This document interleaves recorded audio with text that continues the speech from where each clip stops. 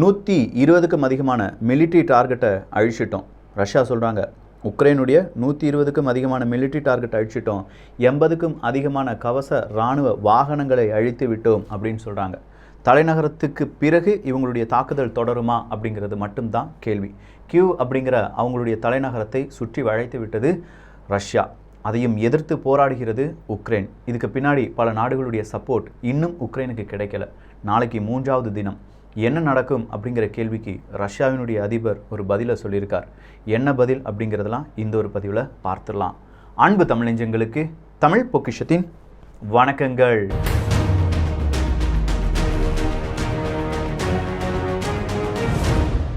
Russia Ukraine பிரச்சனையில் உக்ரைனுடைய அரசாங்கம் சார்பாக வெளியிட்டிருக்கக்கூடிய அந்த செய்தி அறிக்கையில் 137 நபர்கள் இறந்ததாக சொல்கிறாங்க. அதே உக்ரைன் 1000க்கும் அதிகமான ரஷ்யாவினுடைய சோல்ஜர்ஸை நாங்கள் கொண்டுட்டோம் அப்படின்னு சொல்கிற ஒரு அறிக்கையும் கொடுத்துருக்காங்க. இன்றைக்கி ஸ்னேக் தீவு அப்படின்னு சொல்கிற ஒரு தீவு இருந்துச்சு, ஒரு குட்டி தீவு தான்.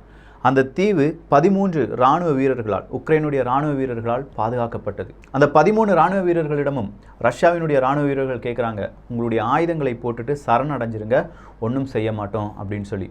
அதுக்கு அந்த 13 இராணுவ வீரர்கள் சொன்னாங்களாம், இதுக்கு நாங்கள் வாழாமையே இருந்துருவோடா அப்படின்னு சொல்லி கெட்ட வார்த்தை போட்டு திட்டியிருக்காங்க. அந்த 13 இராணுவ வீரர்களும் கொல்லப்பட்டிருக்கிறார்கள். அவங்களுக்கு ராஜமரியாதை, ஹீரோ அந்தஸ்து கொடுக்கப்படும் அப்படிங்கிற அறிவிப்பை கொடுத்திருக்கிறார் உக்ரைனுடைய பிரசிடென்ட் செலன்ஸ்கி அவர்கள். ஸோ அந்த 13 இராணுவ வீரர்கள் ஏன் ரஷ்யாவினுடைய இராணுவ வீரர்களுக்கு அடிபணியலை? அதுதாங்க சுதந்திரம், அதுதாங்க மக்களாட்சி அப்படின்னு சொல்கிறாங்க ஒரு பக்கம். இன்னொரு பக்கமாக புட்டின் அவர்கள் என்ன சொல்லியிருக்காருன்னா, ஆயுதங்கள் எல்லாமே கீழே போட்டுட்டு வந்தால் சமாதான உடன்படிக்கைக்கு நான் ரெடி அப்படின்னு சொல்லியிருக்கார். அதுவும் மினிஸ்க் அப்படிங்கிற அந்த இடத்துலையே என்னுடைய உயர் அதிகாரிகளை வைத்து பேச தயாராக இருக்கேன் அப்படிங்கிற ஒரு அறிவிப்பை புட்டின் அவர்கள் இப்போ கொஞ்ச நேரத்துக்கு முன்னாடி கொடுத்துருக்காங்க. இப்படி யார்கிட்ட சொன்னாங்க அப்படின்னா, சீனாவிடம் சொன்னதாக செய்திகள் சொல்லுகின்றன. எவ்வளோ உண்மைத்தன்மை இருக்குது அப்படின்னு தெரியல, பட் பேசுவதற்கு தயார். அதுவும் மினிஸ்க் 3 ஒப்பந்தமாக இருக்குமோ அப்படின்னு சொல்லி பலராலும் பேசப்படுது. ஆல்ரெடி மினிஸ்க் 1 அப்படிங்கிறது ஃபெயிலியர் ஆயிடுச்சு, மினிஸ்க் 2 ஒப்பந்தம் ஃபெயிலியர் ஆயிடுச்சு. இது மினிஸ்க் 3ஆக இருக்குமா அப்படிங்கிறது தான் கேள்வி. புட்டின் அவர்கள் அந்த ஒரு வார்த்தையை மட்டும் சொல்லலை. புட்டின் அவர்கள் சொன்னதில் இன்னொரு வார்த்தையும் நம்ம கவனிக்கணும். என்ன தெரியுமா சொல்லியிருக்காரு?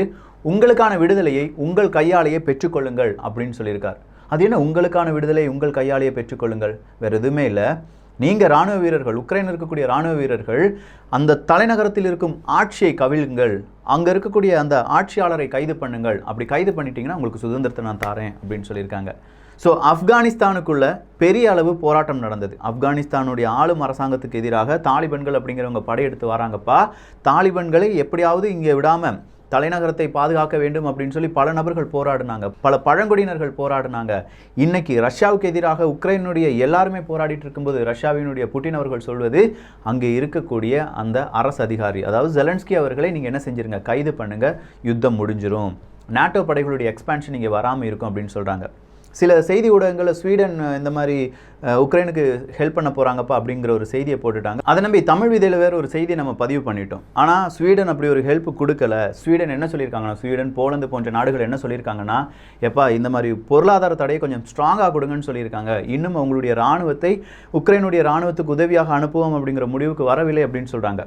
ஸ்வீடனில் எந்த நாடுமே அந்த முடிவுக்கு வரல. அமெரிக்கா வரல, நாட்டோ படைகள் வரல, போலந்து வரல, இன்னும் பல நாடுகள், உக்ரைனுக்கு உதவ வேண்டிய நாடுகள் யாருமே உதவிக்கு வரல. இன்றைக்கி நாட்டோ படைகள் பேசி என்ன செய்ய போகிறாங்க அப்படிங்கிறதும் வேறொரு எதிர்பார்ப்பாக இருக்குது. அதனுடைய அப்டேட்டும் இன்னும் வரவில்லை. ஸோ எல்லாருமே சொல்கிறது படி பார்க்க போனால் ரஷ்யா இப்போது பிளான் பிக்கு எக்ஸ்பேண்ட் ஆகிட்டாங்க அப்படிங்கிறது தான். ஏன்னா அவங்களுக்கு தேவையான செர்னோபில் கிடச்சிருச்சு, அவங்களுக்கு தேவையான தலைநகரத்தினுடைய துருப்புச்சீட்டுகள் கிடைத்து விட்டது. இப்போது ரஷ்யாவினுடைய பீரங்கிகள் தலைநகரத்தை சுற்றி வருகிறது அப்படின்னு சொல்கிறாங்க. ஸோ இந்த தலைநகரத்தை மறுபடியும் நாங்கள் பிடிச்சிருவோம் அப்படின்னு சொல்லி உக்ரைனுடைய இராணுவ வீரர்கள் போராடுகிறார்கள். இப்போது உக்ரைனுடைய இராணுவ வீரர்களுக்கு கொஞ்சமாக நம்பிக்கை தரும் விதத்தில் அங்கே இருக்கக்கூடிய மக்களும் கோஷங்களை எழுப்பி வருகிறார்கள் அப்படிங்கிறதும் அங்கிருந்து வரக்கூடிய செய்தியாக இருக்குது. சரி, இந்த செய்திக்கு மத்தியில் புட்டின் அவர்கள் அடுத்ததாக சொல்கிறார், உக்ரைன் நம்முடைய எதிரி கிடையாது, நம்ம எதிரி அப்படின்னு சொல்லி அவங்கள நம்ம அடிக்கலை, நமக்கு எதிராக அவங்க செயல்படுவதால் அதை கொஞ்சமாக மாற்ற வேண்டும் அப்படிங்கிறதுக்காக மட்டும்தான் நம்முடைய செயல்பாடு இருக்குது அப்படின்னு சொல்லி ரஷ்யாவில் போருக்கு எதிராக போராடிய நபர்கள் ஒரு 100க்கும் அதிகமான நபர்கள் கைது செய்யப்பட்டார்கள். அவர்களுக்கான ஒரு எக்ஸ்பிளனேஷனை கொடுத்திருக்கார். இந்த எக்ஸ்பிளனேஷனுக்கு மத்தியில் ஐரோப்பிய ஒன்றியம், பிரான்ஸ் போன்ற நாடுகள் பொருளாதார தடையை போற்றுவோம் அப்படின்னு சொல்லி பெரிய அளவில் கூக்குரல் போட்டாலும் இந்த பொருளாதார தடையெல்லாம் எங்களுக்கு எதுவுமே கிடையாதுடா, எங்ககிட்ட உங்களுடைய குடுமி இருக்குது அப்படின்னு சொல்லி ரஷ்யா சொல்லியிருப்பது எல்லோரையுமே வியப்பில் ஆழ்த்தி இருக்கிறது. கொஞ்சம் ஆழமாக ஸ்டடி பண்ணி பார்த்தா இங்கே நடக்கக்கூடிய பங்கு வர்த்தகத்தை ஒரே நாளில் குழப்புவதற்கான அனைத்து முடிவுகளிலும் ரஷ்யா இருக்கத்தான் செய்கிறாங்க. அது எப்படி அப்படிங்கிறத இன்னும் கொஞ்சம் ஸ்டடி பண்ண வேண்டியதாக இருக்குது. அடுத்ததாக பெலரஸ். இன்றைக்கி எல்லா நாடுகளுமே ஒரே ஒரு நாட்டை எச்சரிக்கிறது, அது பெலரஸ். ரஷ்யா மட்டும் கிடையாது, பெலரஸ் நாட்டுக்கு எதிராகவும் அங்கே இருக்கக்கூடிய அரசியல்வாதிகளுக்கு எதிராகவும் பொருளாதார தடை அப்படிங்கிறத போட போகிறாங்க. ஸோ பெலரஸ் இல்லாட்டி ரஷ்யா இவங்களுடைய பொருளாதார தடைக்கு ஆப்போசிட்டாக இந்த இரண்டு நாடுகளும் ஐரோப்பிய ஒன்றிய நாடுகள் இல்லாட்டி UK, அமெரிக்கா போன்ற நாடுகளுடைய பல தலைவர்களுக்கும் பொருளாதார தடை போடுறாங்க. மாற்றி மாற்றி என்னுடைய வான்பரப்பை நீ பயன்படுத்தக்கூடாது அப்படிங்கிற தடையை ரஷ்யாவும் UKயும் போட்டுவிட்டன. இப்போ UKயினுடைய விமானம் எல்லாமே வேறு திசைகளுக்கு மாற்றப்பட்டிருப்பதாகவும் செய்திகள் சொல்லுகின்றன. இன்னைக்கு அதிகாலை 4 மணிலிருந்து ரஷ்யாவினுடைய குண்டுவெடிப்பு தொடங்கியதாகவும் இன்னும் அதற்கான ஒரு முடிவு வரவில்லை அப்படின்னு சொல்லி பல ஊடகங்கள் சொல்லும்போது அங்கிருந்து பல லட்சம் நபர்கள் வேறு வேறு நாடுகளுக்கு செல்வார்கள் அப்படிங்கிறது ஒரு எதிர்பார்ப்பையும் ஒரு கணக்கெடுப்பையும் ஏற்படுத்தி இருக்கிறது. ரஷ்யாவின் பக்கமாக ஒரு 1,20,000 பேர் வந்திருப்பாங்க. அதே மாதிரி அந்த போலந்து பக்கமாக ஒரு 15,000 பேர் வந்திருப்பாங்க. ஒட்டுமொத்தமாக ரஷ்யா உக்ரைன் இந்த பிரச்சனை காரணமாக 50 லட்சம் நபர்கள் வெவ்வேறு நாடுகளுக்கு இடம்பெயர்வார்கள் அப்படின்னு சொல்லி கருத்து கணிப்பு சொல்லுகிறது. இன்னொரு பக்கமாக யுனைடெட் நேஷன் செக்யூரிட்டி கவுன்சிலில் இப்படிலாம் பல பிரச்சனைகள் வரும். யார் ரஷ்யாவுக்கு எதிராக தீர்மானங்களை கொண்டு வருவாங்க.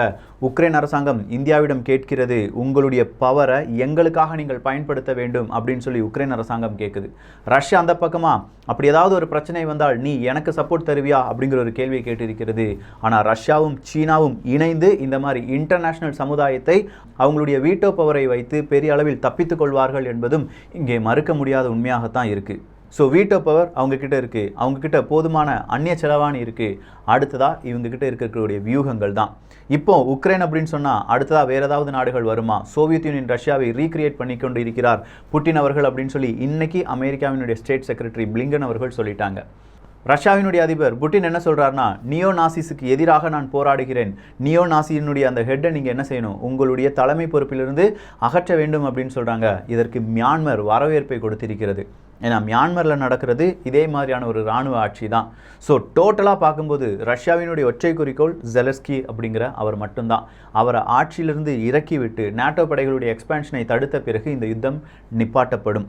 அதுவரையிலும் இந்த யுத்தம் தொடரும் அப்படின்னு சொல்கிறாங்க.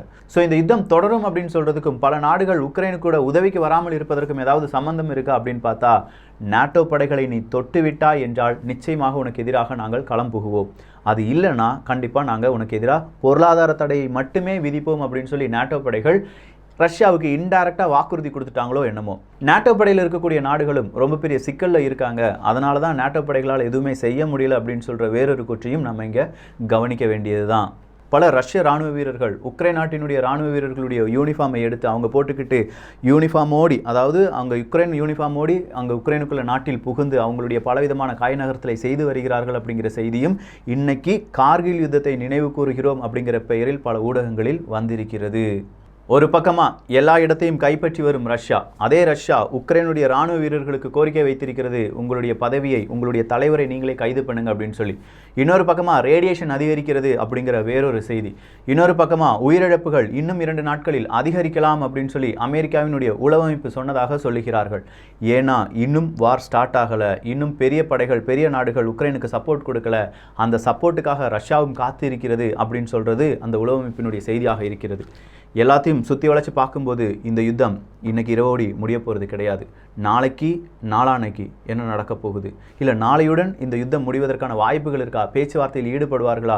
ஜெலஸ்கி அவர்கள் நான் பெரிய அளவில் பேச்சுவார்த்தைக்கு தயாராக இருக்கேன்னு சொல்லியிருக்காங்களே, புட்டின் அவர்கள் ஏற்பாரா? நாளைய தினம் எதிர்பார்ப்புடன் இந்த உலகம் விடியலுக்காக காத்திருக்கிறது. தமிழ் பொக்கிஷத்தில் இணைந்திருங்கள்.